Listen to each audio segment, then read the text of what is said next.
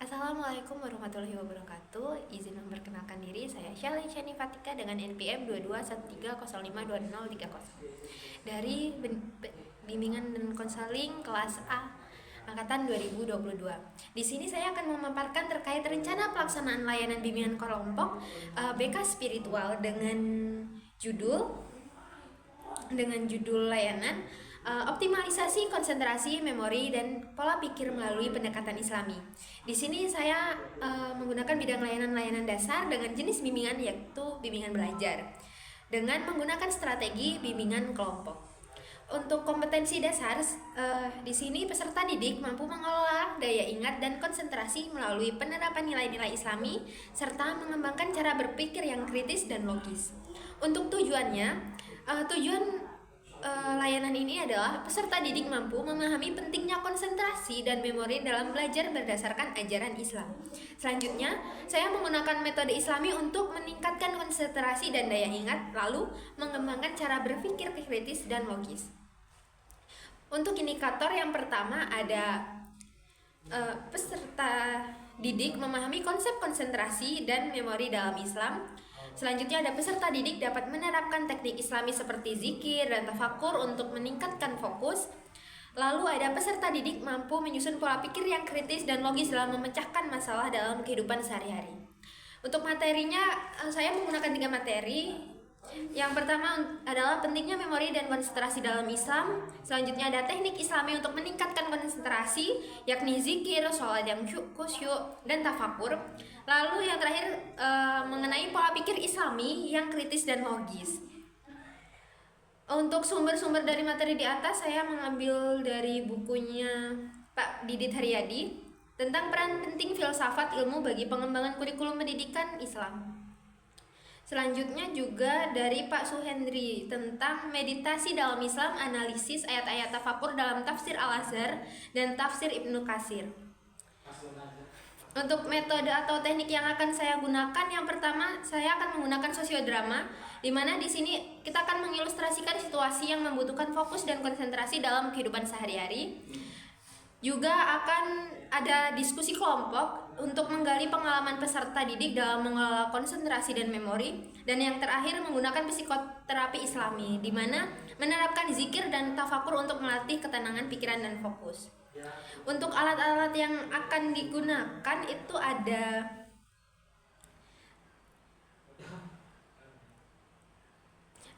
modul konsentrasi Islami, PPT, LCD ataupun proyektor, dan naskah sosiodrama. Ini untuk waktunya ada 2 kali 40 menit. Untuk langkah-langkahnya, yang pertama pembukaan, di mana di sini guru BK akan membuka dengan salam dan berdoa, menanyakan kabar pelajaran sebelumnya, terus mengadakan ice breaking agar siswa itu lebih termotivasi sebelum memulai pembelajaran. Selanjutnya saya akan membuka dengan salam dan berdoa, menanyakan kabar anak-anak. Selanjutnya menyampaikan tujuan-tujuan layanan mengenai optimalisasi konsentrasi, memori, dan pola pikir melalui pendekatan Islami. Lalu menjelaskan tujuan dari sesi ini, yakni dilakukan dengan durasi berapa menit, terus tugas-tugas yang harus dilakukan oleh peserta didik itu apa saja.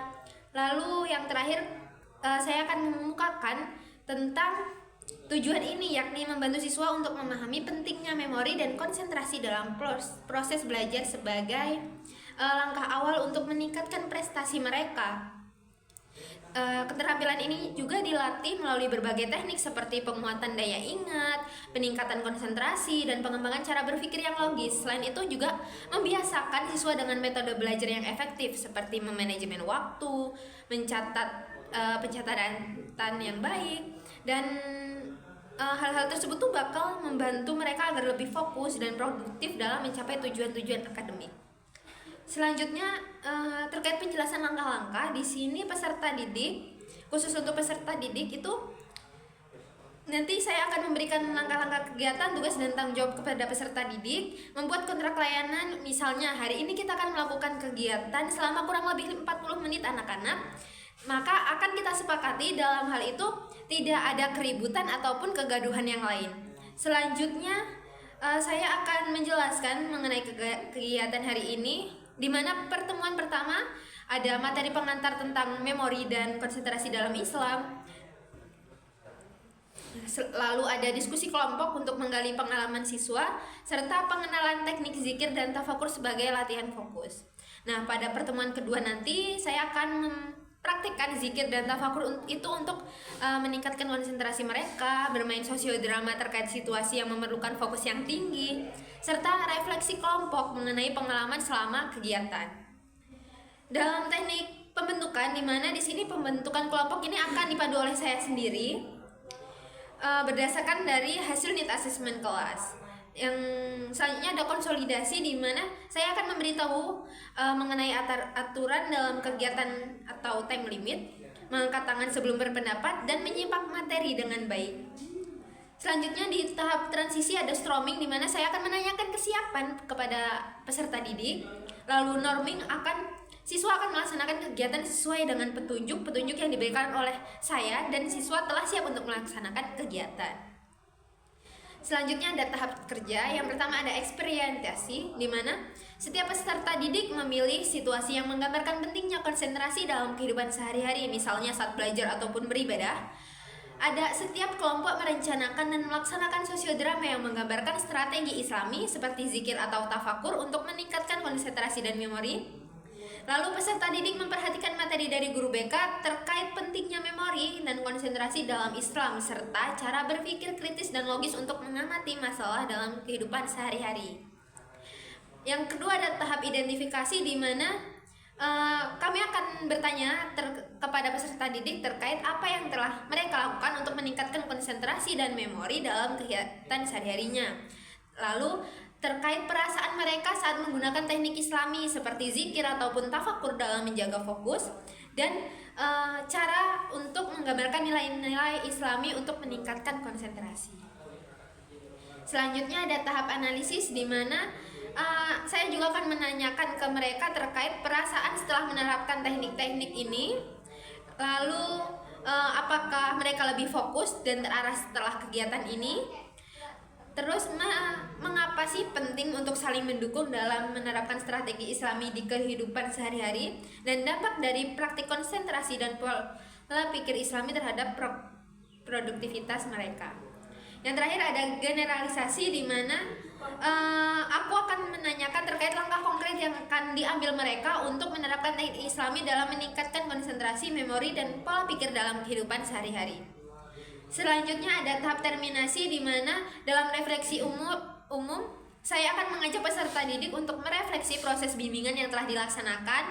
Lalu saya akan menanyakan terkait pemahaman dan perasaan peserta didik terhadap materi, bagaimana sih perasaan kalian setelah kegiatan ini, dan apa sih yang paling berkesan dari diri kalian. Selanjutnya saya akan memantau perkembangan sikap dan perilaku mereka dalam menerapkan strategi Islam yang telah kita pelajari, serta melakukan konseling individu sesuai dengan kebutuhan mereka. Yang terakhir di tahap evaluasi, di sini saya akan memberikan instruksi yang benar-benar dapat dipahami oleh siswa. Lalu apakah siswa itu memahami materi yang diberikan, apakah siswa itu antusias dalam mengikuti kegiatan, dan dalam hasilnya di sini apakah mereka memahami terkait memori dan konsentrasi dalam Islam, apakah mereka menerapkan manfaat teknik Islami itu untuk meningkatkan konsentrasi dan pola pikir kritis dalam kehidupan sehari-harinya. Nah, di sini saya akan menerangkan sedikit terkait gimana sih cara meningkatkan konsentrasi, memori, dan pola pikir melalui pendekatan Islami. Baik, di sini saya mengambil dari penelitian yang dipublikasikan oleh Institut PTIQ Jakarta terkait jurnal analisis meditasi dalam Islam berdasarkan tafsir ayat-ayat tafakur dalam tafsir Al-Azhar karya Hamka dan tafsir Ibnu Katsir. Di sini jurnal ini tuh sudah mencakup terkait praktik seperti sholat, tafakur, zikir, syukur, dan iktikaf. Sehingga praktik-praktik ini sudah dirancang untuk meningkatkan konsentrasi dan menenangkan pikiran, membantu individu dalam memusatkan perhatiannya, serta memperkuat memori dan pemikiran yang mendalam. Pendekatan ini tidak hanya berfungsi untuk peningkatan spiritual saja, tetapi juga berkontribusi pada keseimbangan emosional dan kemampuan berpikir logis dalam kehidupan yang sehari-hari. Baik, manfaatnya di sini ada peningkatan fokus melalui ibadah. Terus praktik ini juga mendukung pengembangan konsentrasi yang khusyuk, mengurangi stres, serta meningkatkan ketenangan dan stabilitas emosi. Mungkin cukup sekian dari saya. Saya akhiri. Wassalamualaikum warahmatullahi wabarakatuh.